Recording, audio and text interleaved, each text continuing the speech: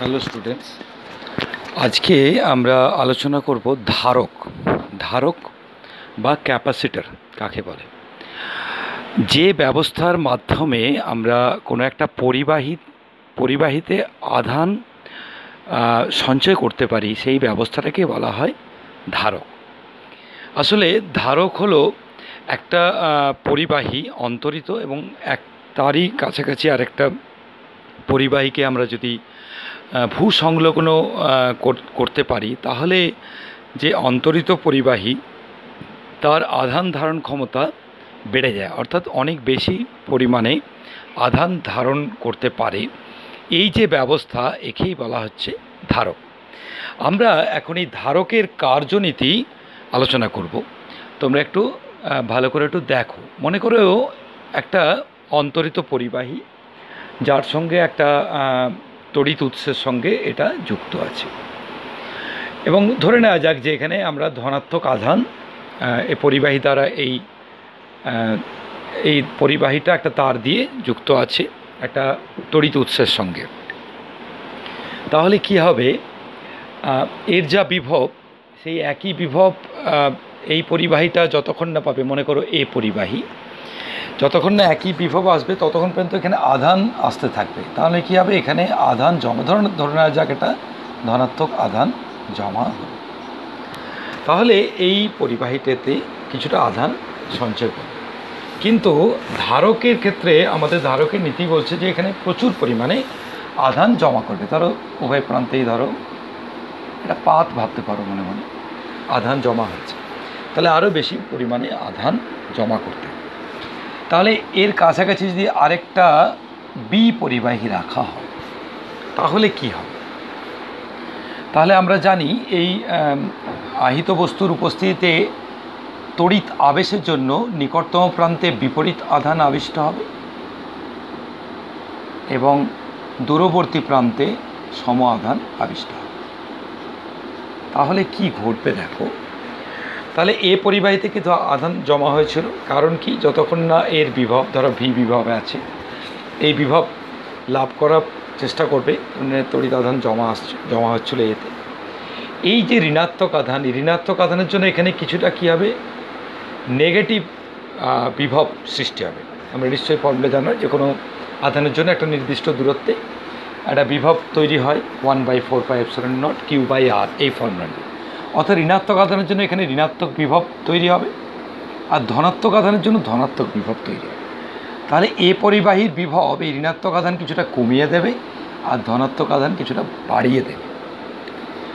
এখন দেখো, যেহেতু ঋণাত্মক আধানটা এ পরিবাহীর আবিষ্ট ঋণাত্মক আধান এ পরিবাহীর কাছে আছে, কাজেই এর প্রভাবটা বেশি, অর্থাৎ এই ঋণাত্মক বিভবটা এখানে বেশি হবে ধনাত্মক বিভবের তুলনায়।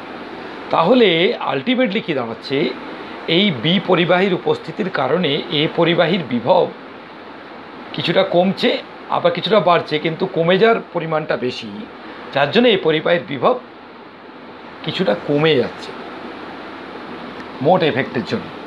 তাহলে বিভব যদি কমে যাবে তাহলে আরও কিছু পরিমাণ আধান এসে জমা হবে। এইবার যদি এটাকে আমরা ভূসংলগ্ন করে দিই, ধরো মাটির সঙ্গে যুক্ত করে দিলাম, তোমরা নিশ্চয়ই জানো মাটির সঙ্গে যুক্ত করলে এই যে দুটো আবিষ্ট আধান, এটাকে বলা হয় বদ্ধ আধান, এটাকে বলে মুক্ত আধান। নিকটবর্তী প্রান্তে যে বিপরীত আধান আবিষ্ট করে বদ্ধ আধান, কারণ এর উপস্থিতিতে এখানে আধানটা আবিষ্ট হতেই থাকবে। এই বদ্ধ আধান থেকে যাবে, কিন্তু মুক্ত আধানটা কী হবে, মাটিতে চলে যাবে। সঙ্গে সঙ্গে কী হবে, এটা যুক্ত করার কারণে শুধুমাত্র এক্ষেত্রে বিপাতে শুধু ঋণাত্মক আধানটাই থাকবে। তাহলে ঋণাত্মক আধানের কারণে এখানে বিভবটা অনেকখানি কমিয়ে দেবে, যার ফলে আরও কিছু পরিমাণ আধান এসে জমা হবে। তাহলে এই যে ব্যবস্থা, এটাকেই বলা হচ্ছে ধারক, অর্থাৎ একটা তড়িৎ উৎসের সঙ্গে একটা অন্তরিত পরিবাহী আর একটা ভূসংলগ্ন পরিবাহী, এই ব্যবস্থাটাই কিন্তু ধারক বা কন্ডেন্সার বা ক্যাপাসিটার ধারক। তাহলে আমরা প্রচুর পরিমাণে আধান সঞ্চয় করতে পারি। ক্লিয়ার হয়েছে ধারকের কার্যনীতি? ওকে, আমরা এইবার এই ধারককে কিভাবে আমরা চার্জিং বা আহিত করতে পারি, কিভাবে ডিসচার্জিং বা খরিত করতে পারি, সেটা আমরা দেখব। আচ্ছা, এই যে ব্যবস্থা দেখো, এই যে ধারকের চিহ্নটা হচ্ছে এই দুটো সমান দৈর্ঘ্যের সমান্তরাল রেখা। যেমন তোমরা ব্যাটারি জানতে প্লাস মাইনাস একটা বড় একটা ছোট, ধারকের একটা চিহ্ন। ঠিক আছে, আমরা এবারে ধারকের কার্যনীতিটা ক্লিয়ার হয়েছে। এইবার ধারককে কিভাবে আমরা চার্জিং করতে পারি, চার্জিং বা আহিত কর চার্জিং। এই ধারকের দুটো পাতকে আমরা ব্যাটারির সঙ্গে যুক্ত করে দিলে কী হবে, ধরো ব্যাটারি প্লাস আর মাইনাস, সঙ্গে সঙ্গে কী হবে, এই মাইনাস প্রান্ত থেকে এখানে ইলেকট্রন যেতে থাকবে, আবার ধারকের এখান থেকে ইলেকট্রন এভাবে চক্রাকারে চলতে থাকবে। তার মানে এখানে কী হবে, এটা চার্জ আহিত হবে, এটা প্লাস আর এখানে মাইনাস। এই হচ্ছে যতক্ষণ পর্যন্ত, অর্থাৎ এদিক দিয়ে তড়িৎ প্রবাহ যাচ্ছে, হ্যাঁ, এবং এটা আহিত করছে, এদিক দিয়ে ইলেকট্রন যাচ্ছে, আর প্লাস থেকে ইলেকট্রনগুলো এখানে চলে আসছে। তাহলে ইলেকট্রন চলে এখানে প্লাস হচ্ছে, এখানে ইলেকট্রন জমা হচ্ছে মাইনাস। তাহলে এটা ধারকের আহিত কম। এইবার যখন এই ব্যাটারি, যতক্ষণ না ব্যাটারি ভোল্টেজটা পাবে, বিভবটা পাবে, ততক্ষণ পর্যন্ত এই চার্জিং প্রক্রিয়াটা চলতে থাকবে। একটা প্রবাহ মাত্রা দেখা যাবে, ধীরে ধীরে যত সময় যাবে আস্তে আস্তে এই চার্জিং প্রবাহটা ধীরে ধীরে কমে যাবে। একটা সময় গিয়ে যখন এটা সম্পূর্ণ আহিত হয়ে যাবে, তখন চার্জিং শূন্য হয়ে যাবে, মানে প্রবাহ মাত্রা শূন্য হয়ে যাবে। আবার ধরো যখন এই ব্যাটারিটা খুলে দিয়ে আমরা এটাকে যুক্ত করে দেবো কোনো একটা রোধকের মধ্যে দিয়ে, রোধ ধরো এটা প্লাস, তখন কী হবে, এই দিক দিয়ে তড়িৎ পাঠাবে। অর্থাৎ চার্জিংয়ের সময় যে দিক দিয়ে আমরা তড়িৎ পাঠিয়ে এটাকে ধারকটাকে আহিত করব বা চার্জ করব, ডিসচার্জিংয়ের সময় তার বিপরীত দিক দিয়ে তড়িৎ পাঠাবে।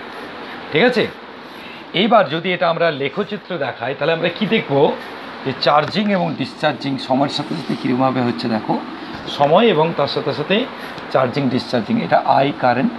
চার্জিংয়ের সময় এইভাবে আস্তে আস্তে কমে যাচ্ছে, আর ডিসচার্জিংয়ের সময় ঠিক তাই, এই ধীরে ধীরে একটা সময় গিয়ে শূন্য, পুরো সম্পূর্ণ এটা সম্পূর্ণ চার্জ হয়ে গেছে, কারেন্ট চার্জিং প্রবাহ শূন্য, আর এখানে সম্পূর্ণ খরিত হয়ে গেছে, ডিসচার্জিং প্রবাহ শূন্য। এইখানে কেন মাইনাস না, উল্টো দিকে কারেন্ট হচ্ছে বলে লেখচিত্রে এভাবে দেখানো হয়েছে। তাহলে এটা হচ্ছে চার্জিং, এটা চার্জিং আর এটা ডিসচার্জিং। এটা সময়ের সাথে সাথে এরকমভাবে পরিবর্তন। ঠিক আছে, ওকে, তাহলে ধারকের কার্যনীতি তোমরা জানলে। এরপর যেটা আমরা আলোচনা করব, সমান্তরাল পাত ধারক এবং তার ধারকত্বের রাশিমালা।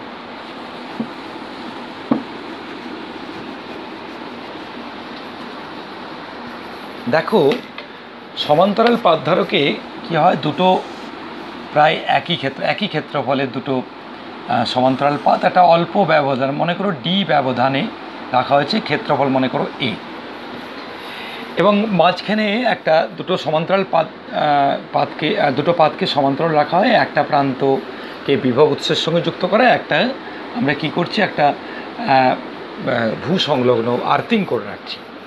আর মাঝখানে কিন্তু বায়ু বা অন্য যে কোনো বায়ু তো একটা ডাইলেকট্রিক মিডিয়াম, ধরো একটা কে পরাবৈদ্যুতিক মাধ্যমের একটা পরাবিদ্যুৎ বা ডাইলেকট্রিক রাখা আছে।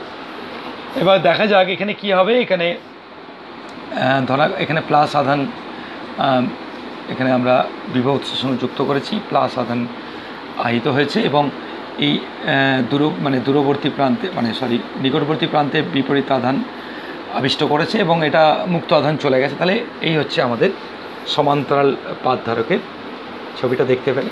তাহলে দেখো, এখানে কিন্তু একটা যে তড়িৎ ক্ষেত্র তৈরি হবে, এটা প্রায় সুষম তড়িৎ ক্ষেত্র, শুধু দুটো প্রান্তে তড়িৎ বলরেখাটা একটু বেঁকে যায়, এটা তোমরা আগে পড়েছো, কারণ বলরেখাগুলো তড়িৎ বলরেখা পরস্পর পার্শ্বের দিকে ল্যাটারালি তারা রিপেল বা বিকর্ষণ করে। কিন্তু যদি এই ডিটাকে আমরা খুব ক্ষুদ্র ধরি এর তুলনায়, অর্থাৎ পাতের যে ক্ষেত্রফল তার তুলনায় পাতের ক্ষেত্রে সমান্তরাল পাত ধারকের গঠনটা অ্যাকচুয়ালি এইরকমভাবে আর কি, দুটো পাত এই গ্যাপ রাখা আছে, এই ক্ষেত্রফলের তুলনায় যদি ডি খুব ক্ষুদ্র হয়, তাহলে আমরা ধরে নিতে পারি যে এই পাতদ্বয়ের মধ্যবর্তী অঞ্চলের তড়িৎ ক্ষেত্র সুষম, এটা ধরতে পারি। তার মানে তড়িৎ বলরেখাগুলো সমান্তরালভাবে আসছে। তাহলে দেখো, মনে করা যাক যে এই কিউ আধান এখানে প্লাস কিউ, ন্যাচারালি এখানে মাইনাস কিউ আধানে আবিষ্ট হয়েছে। ঠিক আছে, প্লাস কিউ এবং মাইনাস কিউ। আর ধরে নেওয়া যাক যে এই দুটোর মধ্যে বিভব প্রভেদ তৈরি হচ্ছে ভি। আমরা জানি তড়িৎ ক্ষেত্র প্রাবল্য E equal to DV DX, হ্যাঁ ডিভি ডিএক্স। কিন্তু যদি এটা সুষম তড়িৎ ক্ষেত্র হয় সেক্ষেত্রে বলতে পারি এখানে E equal to V by x, এখানে এক্সের বদলে ডি, তাহলে ভি বাই ডি। অর্থাৎ সমান্তরাল পাতধারকের মধ্যবর্তী অঞ্চলে যে তড়িৎ ক্ষেত্র প্রাবল্য ই হয় আর দুটো পাদ্যর ব্যবধান ডি, ক্ষুদ্র ব্যবধান ডি, আর বিভব প্রভেদ ভি হলে E equal to V by d. আচ্ছা, এবার বলো তো যে বিপরীত আধানে আবিষ্ট দুটো সমান্তরাল পাতের মধ্যবর্তী অঞ্চলে তড়িৎ ক্ষেত্র প্রাবল্য কত? দেখো, যদি এটার তলমাত্রিক ঘনত্ব সিগমা হয় তাহলে এখানে তড়িৎ ক্ষেত্র প্রাবল্য কী হবে? তড়িৎ ক্ষেত্র প্রাবল্য ই প্লাস হবে সিগমা বাই 2 এপসাইলন 0 কে। ঠিক আছে, এটা তোমরা পড়েছিলে। আবার মাইনাসের জন্য E minus equal to sigma by 2 epsilon 0 কে।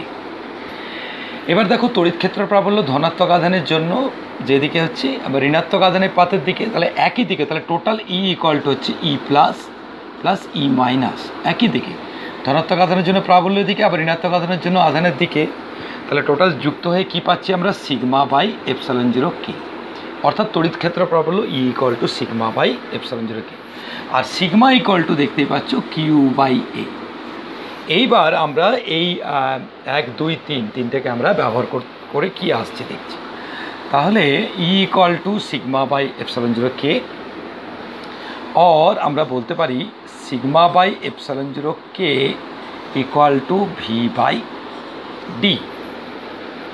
তাহলে এখান থেকে কিউ এর জায়গা বসিয়ে দাও, Q by epsilon 0 K A equal to epsilon 0 K A, Q by A বসিয়ে দিয়েছি, equal to V by D. और কিউ ইকুয়াল টু আমরা কি বলতে পারি দেখো, epsilon 0 K A by D into V. আর ধারকত্বের সংজ্ঞা অনুযায়ী কিউ ইকুয়াল টু সিভি, তাহলে আমরা তুলনা করে কি বলতে পারি? C equal to epsilon 0 K A by d. এটা হচ্ছে সমান্তরাল পাত ধারকের ধারকত্বের রাশিমালা।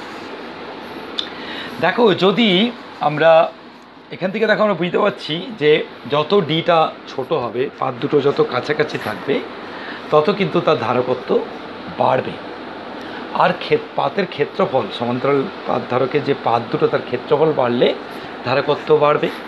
আর কে যদি আমরা উচ্চ পরাবৈদ্যুতিক মাধ্যম রাখতে পারি, ধ্রুবকযুক্ত মাধ্যম রাখতে পারি, তাহলে তার ধারকত্ব বাড়বে। তাহলে আমরা এই রেজাল্ট থেকে আমরা সমান্তরাল পাত ধারকের যে ধারকত্ব তা কী কী বিষয়ের উপর নির্ভর করে সেটাও আমরা জানলাম। নিউমেরিক্যাল প্রবলেম করার সময় এই ফর্মুলাটা খুব গুরুত্বপূর্ণ, এটা খুব প্রয়োজন হবে। তাহলে C equal to K epsilon 0 A by d. ঠিক আছে, আর যদি এটা সিজিএস পদ্ধতি হয় তাহলে হবে কে এ বাই 4 পাই ডি। যদি প্রয়োজন হয় তাহলে তোমরা এটা ইউজ করতে পারো, তবে এসআই পদ্ধতিটা ব্যবহার করাই যুক্তিযুক্ত। বর্তমানে এসআই পদ্ধতিতে সমস্ত নিউমেরিক্যাল প্রবলেমগুলো বেশিরভাগ ক্ষেত্রে থাকে, তবে জেনে রাখাও ভালো। এইবার ধরো যদি বায়ুতে থাকে, অর্থাৎ যদি এই সমান্তরাল এখানে যদি বায়ু থাকে, তাহলে কে ইকুয়াল টু 1, তখন সি ইকুয়াল টু এসআই পদ্ধতিতে epsilon 0 A by d. Clear? তাহলে সমান্তরাল পাত ধারকের ধারকত্বের রাশিমালা তোমরা নিশ্চয়ই বুঝেছ। নেক্সট আমরা যেটা ছোট্ট করে আলোচনা করব সেটা হচ্ছে, যদি অনেকগুলো পাতকে সমান্তরালভাবে রাখা থাকে পরপর একটা নির্দিষ্ট দূরত্ব রেখে, এবং এদের মধ্যে অল্টারনেটিভ পাতগুলোকে একটা যুক্ত করা হয়, এবং অল্টারনেটিভ পাতগুলোকে একটা উচ্চ বিভবের সঙ্গে, মানে বিভব উৎসের সঙ্গে আরেকটার দিকে অল্টারনেটিভ পাতগুলোকে আমরা যদি ভূষ অবলম্বন করি, তাহলে যে ধারক তৈরি হয় তার ধারকত্ব কী হবে এটা আমরা জানার চেষ্টা করি। আমি একটু ছবিটা আঁকছি। ধরো এই পরিবর্তনশীল বায়ু ধারক পরে পড়াবো, তখন এটা কাজে লাগবে। অনেকগুলো পাত মনে করো, এন সংখ্যক মনে করো পাত এইভাবে রাখা আছে।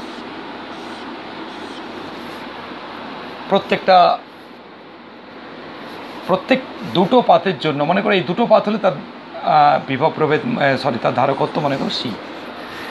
কিন্তু এখানে এভরি অল্টারনেট পাথগুলো কীভাবে যুক্ত করেছে দেখো, এইভাবে মনে করো এইভাবে যুক্ত করেছে।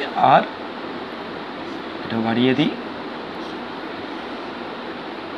এইভাবে যুক্ত করে রাখা আছে। ব্যাপারটা ক্লিয়ার হচ্ছে তো? একটা অন্তর একটা একসঙ্গে যুক্ত করেছি, অন্যদিকে একটা অন্তর একটা অন্যদিকে যুক্ত হয়েছে। তাতে যদি এরকম এন সংখ্যক পাত হয় এবং যে কোনো দুটো পাতের জন্য যদি ধারকত্ব সি হয়, তাহলে এটা ধারকত্ব C dash equal to n-1 into C. অর্থাৎ এক্ষেত্রে n-1 সংখ্যক ধারকত্বের যোগফল। এটা আমি পরে তোমাদের ধারক সমবায় পড়ানোর সময় এটা আমি তোমাদের বুঝিয়ে দেবো, এখন মনে রেখো। অর্থাৎ এন সংখ্যক সমান্তরাল পাতকে সদৃশ পাত একই ক্ষেত্রফলে, তাদের যদি আমরা এইভাবে একটা অন্তর একটাকে আমরা যুক্ত করি, তাহলে যদি এই যে ছবি অনুযায়ী যদি আমরা এইভাবে যুক্ত করে একটা ধারক গঠন করি, তার ধারকত্ব হয় n-1 ইন্টু সি। ঠিক আছে? নেক্সট আমরা সমান্তরাল পাত ধারকের যদি ভেতরে যে মাধ্যমটা, তাতে যদি দুটো বা তিনটে বিভিন্ন পরাবৈদ্যুতিক মাধ্যম পরপর রাখা থাকে, সেক্ষেত্রে অর্থাৎ মিশ্র পরাবিদ্যুৎ যুক্ত সমান্তরাল পাত ধারকের ধারকত্ব কীরকম হবে সেটা আমরা জানার চেষ্টা করি। ঠিক আছে? নেক্সট আমরা যেটা আলোচনা করব সেটা হচ্ছে মিশ্র পরাবৈদ্যুতিক মাধ্যম যুক্ত হলে কী হবে। ধরো একটা সমান্তরাল পাত ধারক,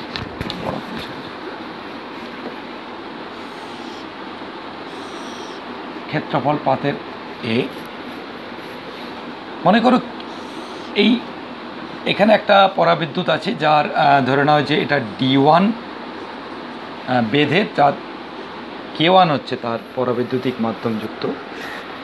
আরেকটা মনে করো D2। ধরে নেওয়া যাক এখানে কিউ পরিমাণ আধান আছে এবং সিগমা হচ্ছে তলমাত্রিক ঘনত্ব ন্যাচারালি কিউ বাই এ। এখানে ধরো প্লাস মাইনাস। দেখো লক্ষ্য করে এখানে যে তড়িৎ ক্ষেত্র প্রাবল্য থাকবে, দুটো মাধ্যম থাকার জন্য তড়িৎ ক্ষেত্র প্রাবল্যের মানগুলো দুটো মাধ্যমে ভিন্ন ভিন্ন হবে। ধরে না যাক এখানে তড়িৎ ক্ষেত্র প্রাবল্য E1, এখানে তড়িৎ ক্ষেত্র প্রাবল্য E2, আর দুটো পাতের মধ্যে বিভব মনে করো ভি বিভব প্রভেদ। তাহলে দেখো আমরা বলতে পারি E1 equal to sigma by K1 into epsilon 0, কারণ কে মাধ্যম হলে কে এপসাইলন 0 হয়। And E2 equal to sigma by K2 into epsilon 0। Clear? এবার দেখো তাহলে এই প্রথম যে পরাবিদ্যুৎ, তার দুটো প্রান্তের মধ্যে বিভব পার্থক্য কী হবে? বিভব পার্থক্য আমরা জানি V equal to E into d. সুষম ক্ষেত্র হলে E ইন্টু ডি হয়। তাহলে E equal to V by D, তাহলে V equal to E into d. তাহলে এর মধ্যে বিভব এই অংশটুকুর মধ্যে বিভব পার্থক্য কী হবে? V1 equal to E1 into D1 and V2 equal to E2 into D2। তারপর V equal two V1 plus V2, এই বিভব প্রভেদ প্লাস এই বিভবের টোটাল বিভব প্রভেদ। অর্থাৎ বলতে পারি V equal to E1 into D1 plus E2 into D2। এবারে E1 এর জায়গায় বসিয়ে দাও sigma by K2 epsilon 0 D1 plus sigma by K2 epsilon, এটা K1, সরি এটা K1, এটা K2 এপসাইলন 0 D2। ঠিক আছে? और এখানে সিগমার ভ্যালু যদি আমরা বসিয়ে দিই, sigma equal to Q by A, তাহলে Q by A into epsilon 0 common নিয়ে নাও, তাহলে D1 by K1 plus d2/k2। তাহলে v ইকুয়াল টু পেয়ে গেলাম। তাহলে দেখো এখান থেকে আমরা বলতে পারি, আমরা জানি c equal to Q equal to CV. তাহলে কম্পেয়ার করলে কি পাবো? Q equal to CV. অতএব সি ইকুয়াল টু কী পাচ্ছি আমরা? ε0 a/d1/k1 প্লাস d2/k2।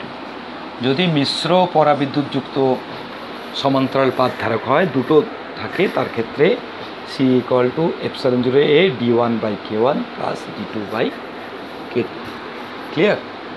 দেখো যদি মনে করো যে পুরোটাই একটাই থাকবে, সেক্ষেত্রে k1-এর জায়গায় k2-র জায়গায় k বসিয়ে দাও। দেখো d1 প্লাস d2/k, আর d1 প্লাস d2 মানে টোটাল d হয়ে যেত। তাহলে k ε0 a/d মানে আগের ফর্মুলা চলে, এভাবে দেখানো যেতে পারে। তো যাই হোক, দুটোর ক্ষেত্রে এটা হলো। তাহলে যদি শুধু দুটো কেন, যদি অনেকগুলো থাকে, মনে করো এরকম পর পর বিভিন্ন, ধরো এটা k1, এটা k2, এটা k3, এরকম অজস্র n সংখ্যক পরাবৈদ্যুতিক মাধ্যম, তা বিভিন্ন, ধরো এটা মনে করো d1 বেদ, এটা d2 বেদ, এটা d3 বেদ, এইভাবে যুক্ত করে একটা ধারক তৈরি করেছি। তার ক্ষেত্রে হবে সিম্পল, দেখো তুলনা করলে বুঝতে পারবে, তখন হবে ε0 a/d1/k1, এটা মনে করো k1 plus d2/k2 plus dot dn/kn। Clear করতে পারলাম? তাহলে তখন আমরা খুব সহজেই আমরা বের করতে পারবো। যদি 3টে থাকে, 4টে থাকে, n সংখ্যক থাকে, তার জন্য হবে ε0 a প্রত্যেকটা মাধ্যমের বেদ বাই তার পরাবৈদ্যুতিক ধ্রুবক প্লাস দ্বিতীয়টা বাই। আমরা এই ফর্মুলা অ্যাপ্লাই করে করতে পারি। ক্লিয়ার? তাহলে আমরা n সংখ্যক পরাবৈদ্যুতিক মাধ্যম যুক্ত হলেও তার ক্ষেত্রে বের করতে পারব। ঠিক আছে? নেক্সট যেটা আমরা আলোচনা করব সেটা হলো, ধরো একটা বায়ু ধারক রয়েছে। বায়ু ধারকের মাঝে মনে করো একটা তুমি কে পরাবৈদ্যুতিক স্ল্যাব টি বেঁধে প্রবেশ করাচ্ছি, তার ক্ষেত্রে কি হবে? নেক্সট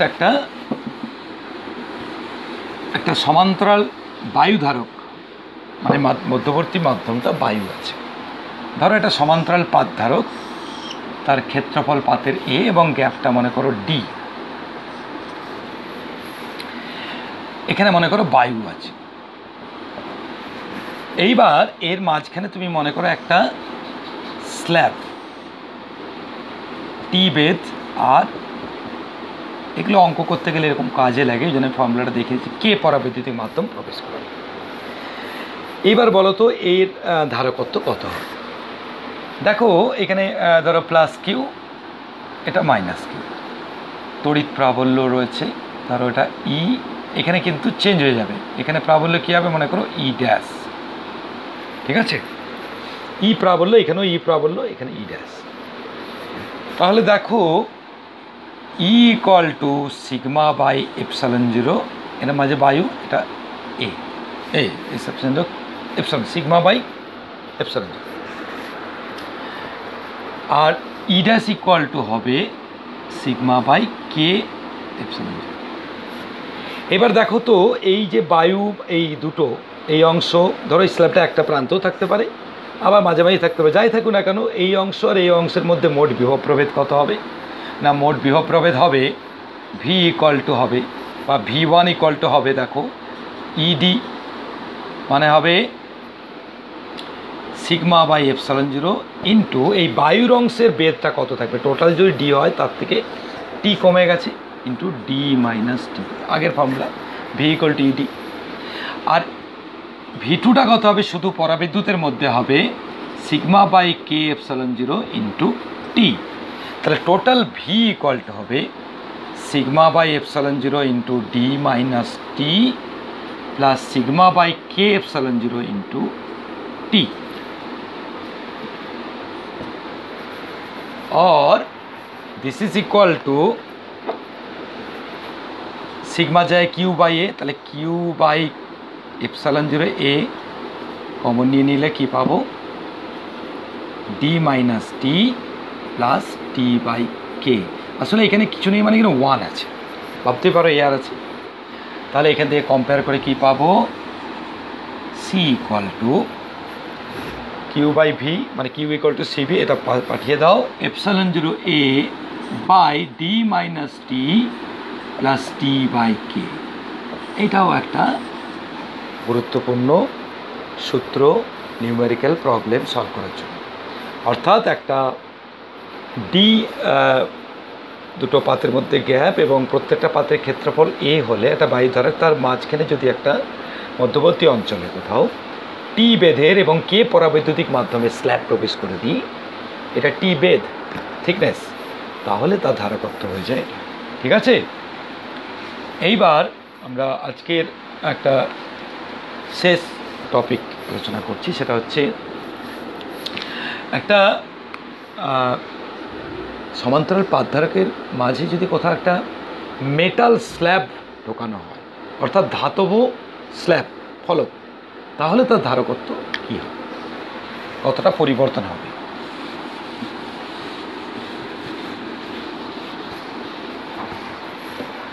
ধরো একটা সমান্তরাল পাতধারক, এ ডি গ্যাপ, এ ক্ষেত্রফল, এখানে কিউ আধান দেওয়া হয়েছে মাইনাস কিউ, তড়িৎ পরে দেখাচ্ছি আমি। ঠিক আছে, সিগমা তলমাত্রিক ঘনত্ব, sigma equal to Q by A. মনে করো একটা টি বেধের একটা মেটাল, এটা হচ্ছে ধাতু পরিবাহী স্ল্যাব। পরিবাহী তো আমরা জানি থাকে না, তো এখানে পরিবাহী স্ল্যাব দিলে কী হবে। তাহলে দেখো এখানে তড়িৎ ক্ষেত্র প্রাবল্য এখানে আছে, কিন্তু মাঝখানে কোনো তড়িৎ ক্ষেত্র থাকবে না। অর্থাৎ এখানে দুটো পাতের মধ্যে যদি তড়িৎ বিভব প্রভেদ ভি হয়, তাহলে সিম্পলি এখানে কোনো বলরেখা নেই, তড়িৎ ক্ষেত্র প্রাবল্য শূন্য ধাতুর মধ্যে। তাহলে ভি ইকুয়াল টু এখানে কী হবে, দেখো টোটাল টি, তার থেকে এটা থিকনেস টি বাদ যাবে, তাহলে ই ইন্টু ডি মাইনাস টি, ডি তার থেকে টি বাদ চলে গেল। ভি ইকুয়াল টু ইডি আমাদের সুষম ক্ষেত্রে জানি, এখানে মাঝখানে কোনো তড়িৎ ক্ষেত্র থাকে না।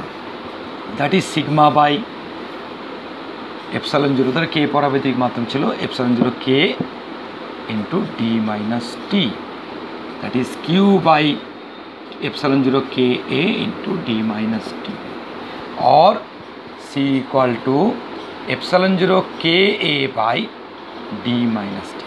তাহলে কি দেখলে, তাহলে আসলে যেন ডি গ্যাপটা থেকে টি পরিমাণ কমে গেছে। অর্থাৎ ধাতুর পাত্র যদি এখানে এনে দাও, তাহলে কী হবে, এই পরিবাহীর সঙ্গে তো যুক্ত হয়ে গেল, তাহলে মাঝখানে গ্যাপটা ডি মাইনাস টি হয়ে গেছে, নাথিং, এর বেশি কিছু না, ক্লিয়ার হয়ে গেছে। এইবার দেখো যদি থিকনেসটা টি যদি 0 হয়, কোনো মেটাল না থাকে, তাহলে আগের চলে এলো epsilon 0 K A by T. এইবার ভাবো যদি এই থিকনেসটা বাড়তে বাড়তে পুরো অঞ্চলটাতেই কভার করে দেয়, অর্থাৎ পুরো ডি গ্যাপ ছিল, ডি বেধের একটা মেটাল স্ল্যাব আমি ঢুকিয়ে দিলাম, তাহলে এখানে D minus D, that is 0, তাহলে এপসাইলন 0 কে এ বাই 0 মানে সি ইনফিনিটি, অসীম।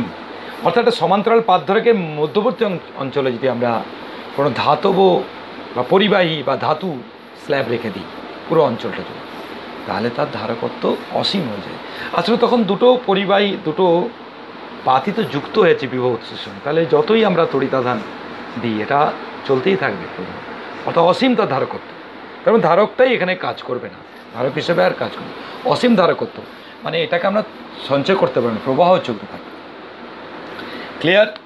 ঠিক আছে, তাহলে যেটা বোঝালাম, যে এই প্রয়োগগুলো দেখলাম, সমান্তরাল পাতধারকের বিভিন্ন প্রয়োগ আমি দেখিয়ে দিলাম, তোমরা একটু ভালো করে ওটা দেখো। ঠিক আছে, বাই।